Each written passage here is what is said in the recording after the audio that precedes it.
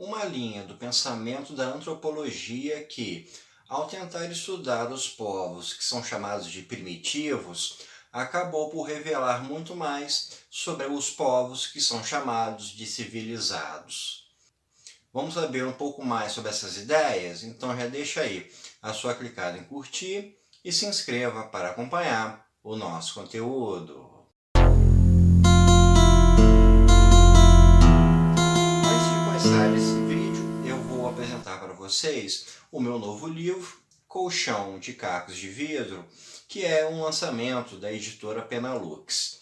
Eu vou deixar aqui no card um vídeo que explica melhor sobre esse livro e na descrição o link para a compra. Nesse vídeo, a gente vai falar sobre o pensamento do estruturalismo dentro do campo da antropologia e de outras ciências humanas, que tem como seu principal formulador o antropólogo Claude Lévi-Strauss. Antes da gente começar a falar em estruturalismo, a gente precisa pensar nas vertentes, nos segmentos que o pensamento das ciências humanas estava tendo antes do Claude Lévi-Strauss começar a formular as suas propostas. As áreas mais importantes nesse aspecto estão na filosofia, na psicologia e na linguística. A gente tem, por exemplo, na filosofia, o pensamento da fenomenologia do Edmund Husserl, que pensava na construção de uma redução fenomenológica, como ele definia, que seria um estado de transcendência de forma que o ser humano pudesse compreender as essências das coisas. Se a gente vê uma cadeira, a cadeira é vermelha, a gente está associando uma cor a um determinado objeto. Através da redução fenomenológica, então se chegaria a uma noção universal, uma noção maior da essência da cor vermelha.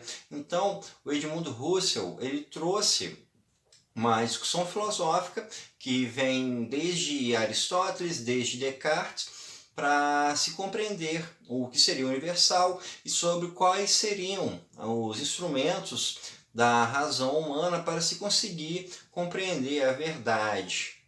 Outro campo muito forte também foi a psicologia, e dentro da psicologia a gente pode destacar a Gestalt. A psicologia da Gestalt, ela tem muito foco na percepção humana, em como o ser humano percebe a realidade ao seu entorno, e através dessa percepção e da correlação entre objetos, ele vai formando a sua relação com o mundo.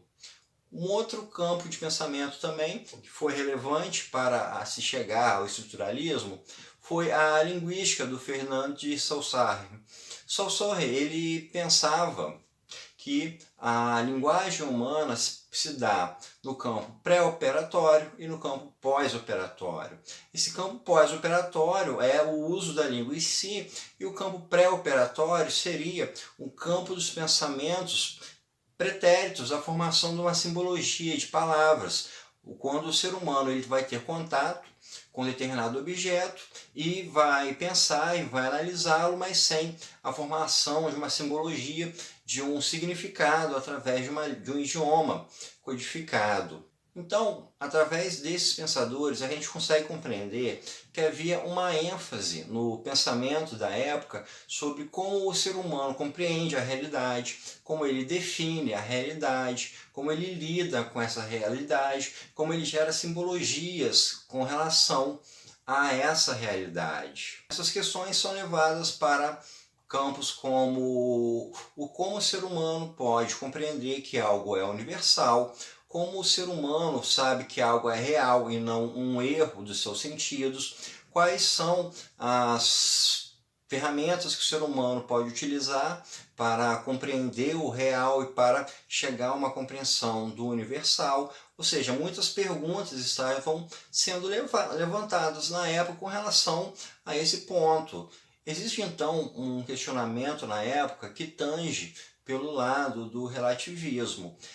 Esse questionamento ele levanta a questão se todos os seres humanos conseguiriam chegar a conclusões iguais, a terem ideias iguais, quais seriam as diferenças que poderiam ocorrer em relação à cultura, se chegar a uma determinada conclusão é algo que é inato a todo ser humano ou se é algo que depende de valores culturais. Por exemplo, compreender o Teorema de Pitágoras. Será que isso é algo que diz respeito a todos os tipos de civilização possível da humanidade? Ou será que isso é relativo a algumas especificamente?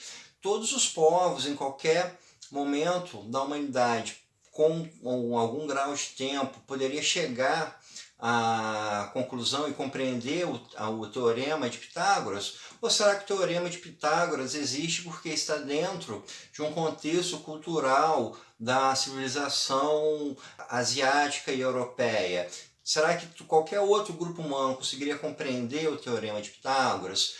Uma noção de justiça. Será que uma noção de justiça ela seria universal a todos os povos ou ela seria relativa a cada povo? A definição da cor vermelha, será que ela seria universal a todos os tipos de cultura diferente ou haveria algum relativismo nisso? Então, é justamente para responder esse tipo de questionamento que o Claude Lévi-Strauss começou a fazer pesquisas com diversos grupos sociais para conseguir responder a esse tipo de questão, e com isso nasce o estruturalismo.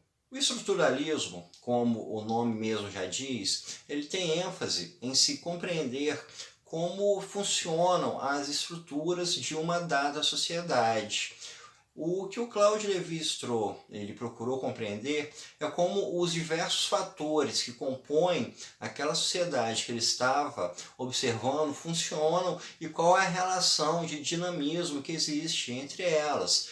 Qual é a relação entre a religião que um grupo profere com a sua língua, com a forma como ela define as suas relações sociais, as suas relações conjugais, as suas relações econômicas, as suas relações de trabalho. Então, o estruturalismo ele significa pensar uma estrutura social com as conexões entre as diversas partes que a compõem, de forma a você compreender o todo dessa sociedade. Uma forma da gente compreender a importância do viés estruturalista é quando a gente pensa no questionamento que o Lévi-Strauss levantou com relação com relação às ideias que compreendiam as sociedades humanas como fruto de um processo histórico. E aí a gente tem o pensamento do Hegel e o pensamento marxista. Esses dois pensamentos partem do princípio de que a sociedade ela é fruto de um processo histórico, como a gente tem no materialismo histórico cunhado por Karl Marx.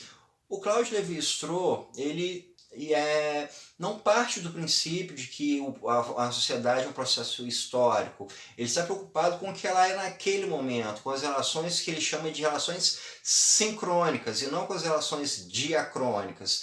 Ele pensa no que aquela sociedade funciona naquele momento, as relações naquele momento, e não como isso derivaria de um processo histórico. Então, esse termo é bastante importante para se compreender o estruturalismo do Claude Lévi-Strauss, pensar nas relações de maneira sincrônicas, aquilo que está acontecendo naquele momento, e não de forma diacrônica, querendo traçar correlações com o passado. Nas suas pesquisas, o Claude Lévi-Strauss ele foi conhecendo muito sobre essas sociedades e foi justamente encontrando alguns parâmetros que se poderiam chamar de universais dentro das sociedades humanas. Um ponto bastante interessante que ele apresenta é com relação a casamento e também com relação à proibição de incesto.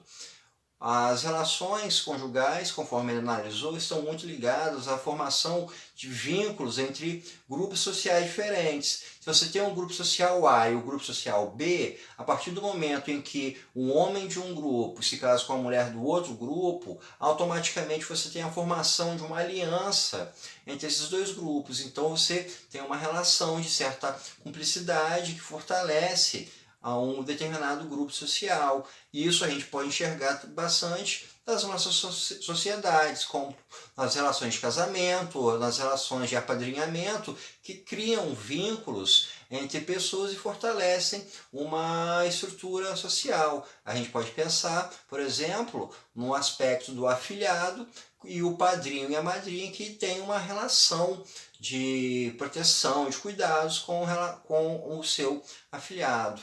Então, o Claudio Lévi-Strauss, a partir do momento em que ele foi pesquisar sobre essas sociedades chamadas primitivas, acabou, na verdade, encontrando muito mais sobre as sociedades chamadas civilizadas, porque as suas análises, as suas descobertas trouxeram conhecimento que seriam universais às sociedades humanas. E assim, o Claudio Lévi-Strauss, quando levantou o estruturalismo, acabou criando uma forma de se compreender as sociedades humanas e de se compreender a cultura humana que de uma forma que seja universal, uma forma que procura encontrar elementos que são pertinentes ao todo do ser humano e não apenas de forma relativa. Isso foi um grande avanço, principalmente com relação a outros modelos de pensamento sociológico, antropológico e de humanos em gerais que existiam na sua época. Então, pessoal,